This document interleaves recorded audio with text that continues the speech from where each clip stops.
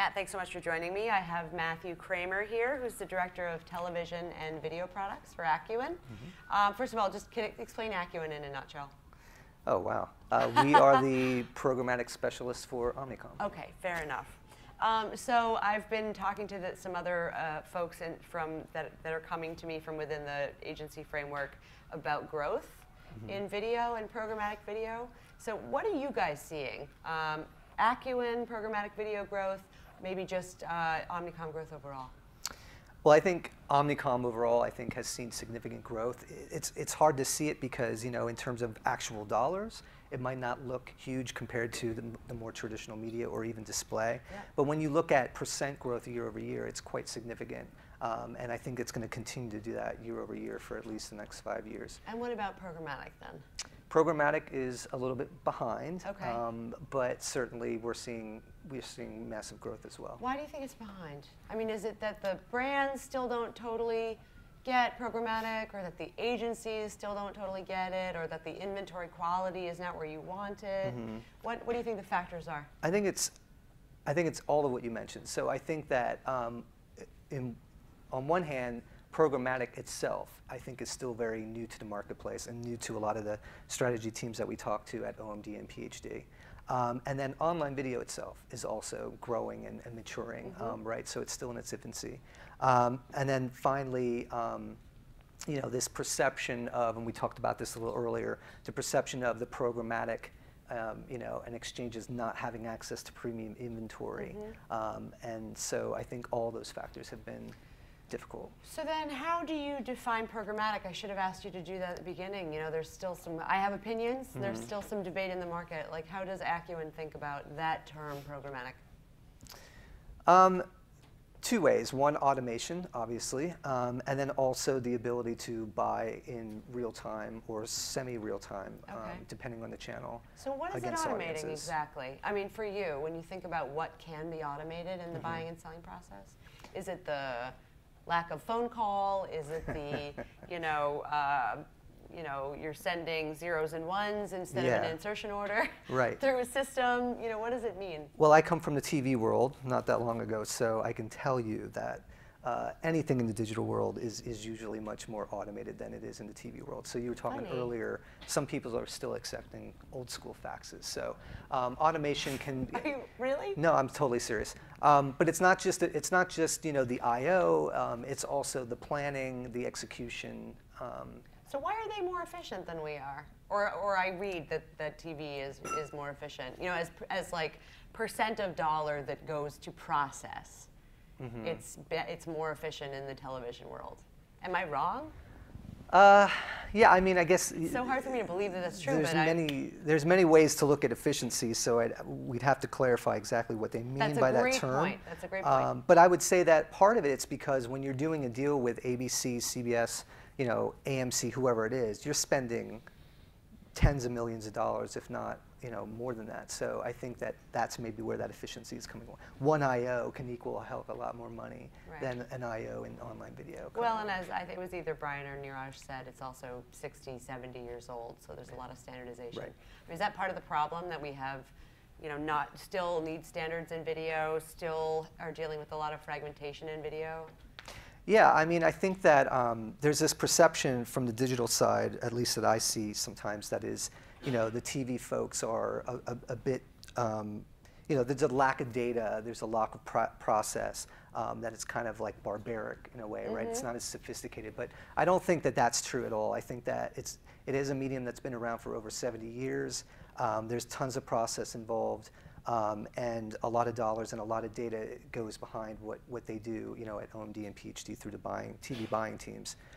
So, yeah, I don't know. I think that.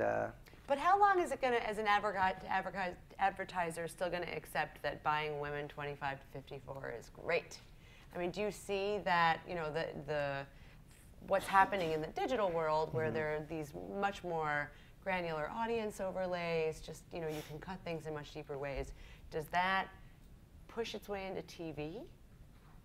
Or do we all just end up using GRPs for? Yeah.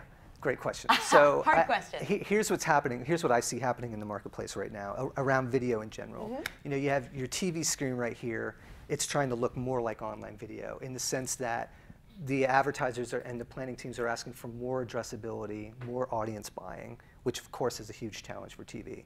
Online video, conversely, is starting to look a lot more like TV in the sense that Nielsen's entering the market with TV segments as well as OCR. You know, have TRA also looking into TV retargeting. So the move towards broad demography in terms of targeting. I believe, you know, and maybe this is my TV background and my print background or whatever, but there is a lot of there's a lot of equity behind broad demography in the sense that when you're a huge brand like a Pepsi, for example, you need to get your message out to millions of people instantaneously, which is why TV is very powerful. It's not about, you know, getting someone to respond to that ad in a direct response type of way. It's about building your brand, and brand building is mostly about audience and about awareness. And so broad demography fits really well into that architecture. Whereas, you know, that's why I think digital has specifically for many years been held to that DR standard, because in that case you can go much deeper in terms of targeting. Yeah, I mean, we've sort of painted ourselves into that corner in the digital world, right? Right. By making everything so trackable from 1995 onwards. We created a direct response medium. We created a medium with, you know, 85 ads on the page, unfortunately, right? So is that one of the things that makes brands, I mean, it seems so obvious, but that brands are attracted to with video, that it feels cleaner, that they understand it? Yeah, I think it fits really well into their model, right? Especially now with OCR. So you have two things. You have the content, the quality of the inventory, right? Which in TV is very easily defined, right? You have specific networks that are known for a specific type of TV programs of certain quality. And until you get into some of the long-tail cable networks, you have this line of, you know, you're going to get this type of inventory, and, you know, you're not going to run into certainly not user-generated content. So it's really easy to define, and I think that they see that online video also has that potential. I think that we're still trying to define what does premium inventory mean in the online video space. So I've been talking to our clients and trying to just make it as simple as possible and say, look, if you're working with a publisher who's normally either taking their full episode player content or they're curating content, then you need to start defining premium based off of who the publisher is and what the content is. And the TV folks really latch on to that because it makes it easy for them to understand. Oh, that's fair. Okay. So this question of quality, you know, the flip side of that is brand safety or lack thereof. So in the programmatic world, how do you deal with brand safety concerns? I mean, do you have mechanisms in place? Do you work with third parties, you know, above and beyond, say, the DSP or DSPs that you might be working with? Yeah, I mean, certainly it starts with the DSP. You know, I'm going to give a shout out to TubeMogul. You know, this is something that they've been working on for a very long time. You know, and it goes everything from, you know, making sure that you're avoiding certain content all the way to the page level, and then certainly the player level as well in terms of safety. And then also visibility ties into this as well. So I think it's something that, you know, is it's a moving target. We can't, we were talking about all the malware and all the bots and all that, like we can't today go out and say that, you know, we're going to give you 100% brand safety. It's just not possible. But having this technology in-house through the DSPs and through some of our other partnerships really helps bring some of that brand safety to light. And we've been having many conversations with our clients about that, and they're starting to feel a little bit more secure. And so when you say clients, are you talking about the agencies or are you talking about the marketers? Yeah, this was really a strange concept to me when I first came over to Accuen, which was when someone would say client, they kind of meant, you know, PhD, OMD. Right. And so I'd be in a room prepared to answer any of 50 million questions and make sure that I'm client facing, so I better have the answer. And then I realized, after the third meeting, these aren't the clients at all. Like this is actually the strategy team. So when I say client, I mean the actual client. And I do make that distinction. There's the strategy teams that I'm working with who are technically my client, but they're really my partner, right? We're just a division of Omnicom. We all work together. But then how much time are you spending with the marketers? I mean, are you the educator, or are you preparing the agency to be the educator? I think that, because programmatic is top of mind for a lot of marketers, we're getting a lot more face time in front of the actual clients. Doing one-on-ones or just answering questions. A lot of my time recently has been talking about programmatic television, which has been in the news articles a lot lately. So there's been a lot of questions around that from the clients. And then, so I'd say maybe 25% of my time I'm talking directly to a client, 75% to the strategy I wish we had teams. more time. That's all right. I'm just going to quickly ask all of you one last question, which is the scale question.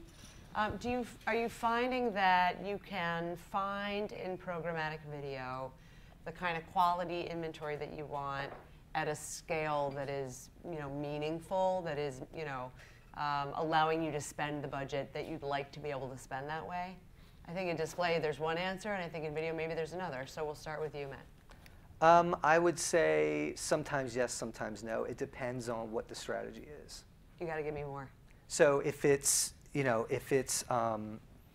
going after more of a direct response or audience play, then you can usually use the long tail to get to that. And so there's plenty of inventory, at least through the exchanges. When it's something that's more of a branding play, and they're looking for a specific high premium inventory with specific publishers, that's where I think we got to do a better job of setting up those private marketplaces.